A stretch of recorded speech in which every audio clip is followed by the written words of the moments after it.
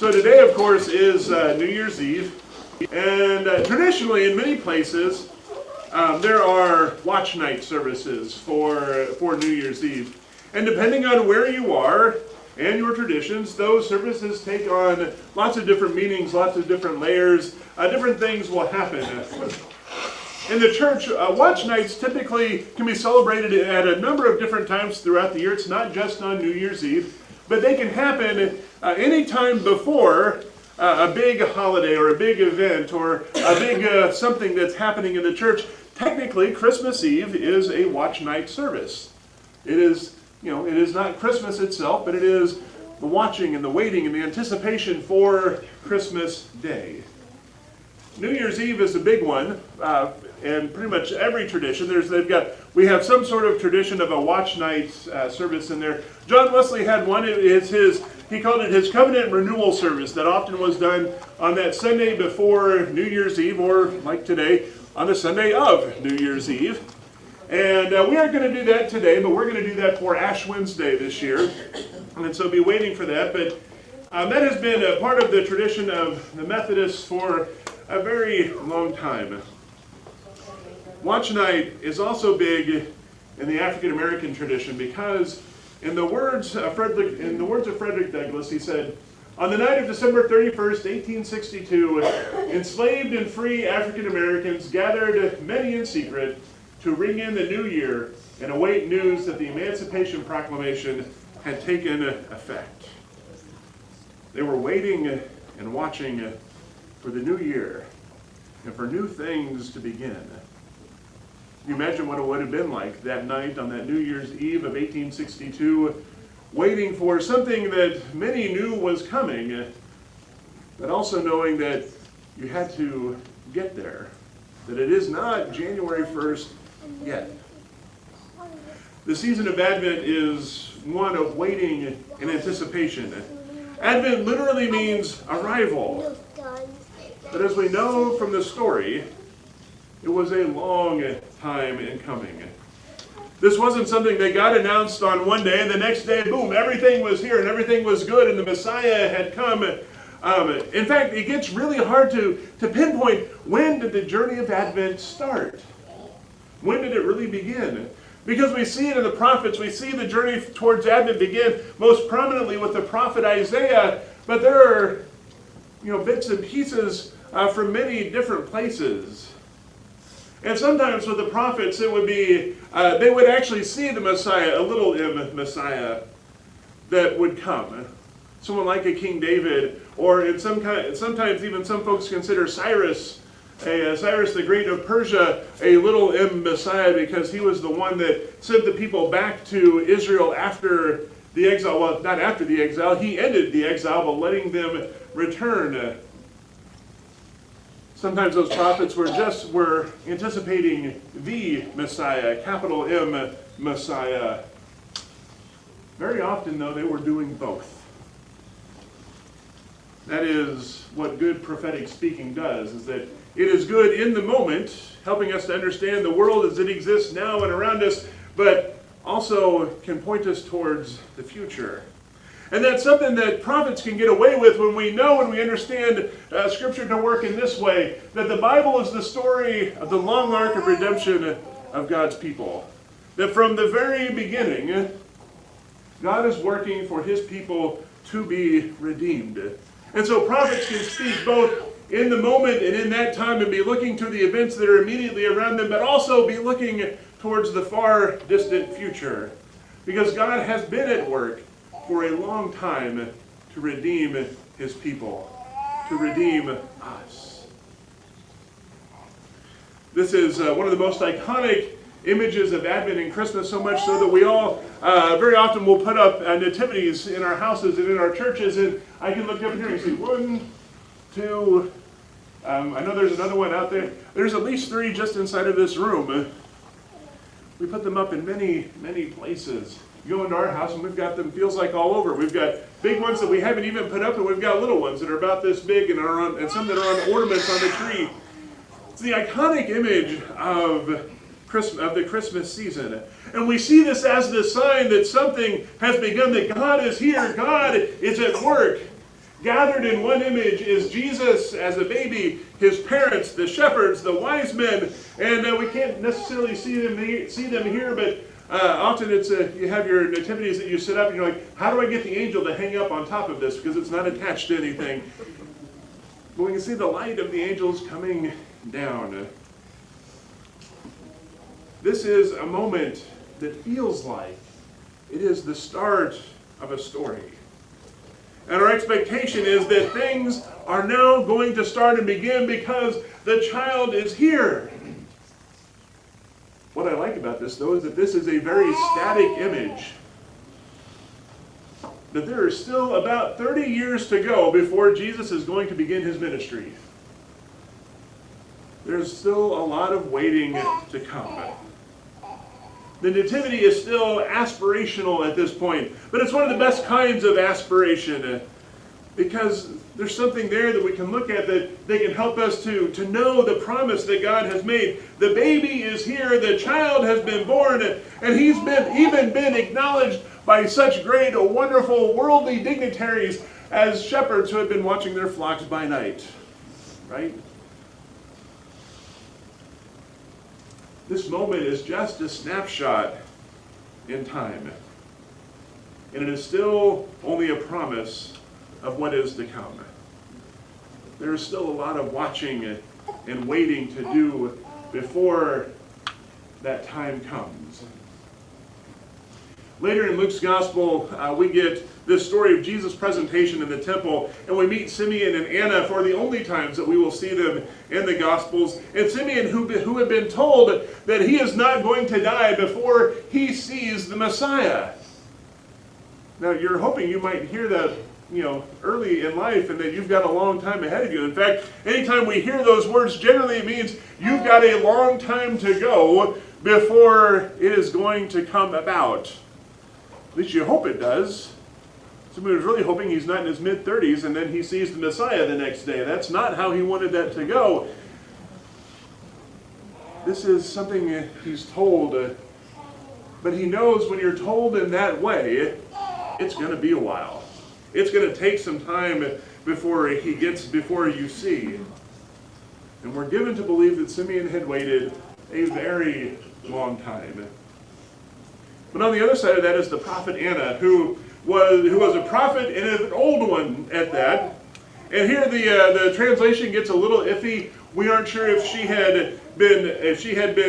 was 84 years old or she had been widowed for 84 years. Either way, she had been single for a very long time, and since that time she had been there in the temple. And the temple had taken care of her, and she had learned, and she had grown, and she had been a part of that life. She had been in prayer, she had been in devotion, and she had no guarantee that she would ever see the Messiah. And yet, she knew the prophets. And so she was watching, and she was waiting through all of that. And then she would see the Messiah. And she knew him when she saw him. For both of them, though, imagine what it was to see the child in that day, but then to see the Messiah, and it wasn't, some man coming into the temple riding a white horse, ready to take on all of the Roman legions. But here are these poor, impoverished parents who look like they've probably been on the road for a while. They just got making their presentation of their child and making their sacrifices, and they look worn out. So I don't know about you, but I want to take you back on a hiking trip with an infant. They don't even have all the nice ultra-light gear that we've got now. They had to have a donkey that was going to take stuff around with them. Imagine that journey as they went from Bethlehem to Jerusalem. And they look and they see this child. This is the double-edged sword of Simeon's promise. He was told that he was going to see the Messiah. There was nothing in there that said the Messiah had to be an adult when he saw him.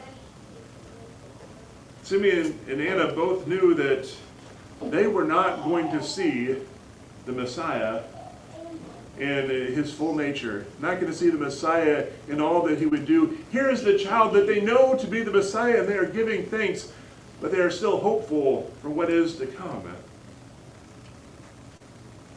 That space in their lives where that anticipation and that waiting for the Messiah was not going to be filled with anything yet in that moment. Only with hope. Hope for what was still to come. And this is where we struggle today.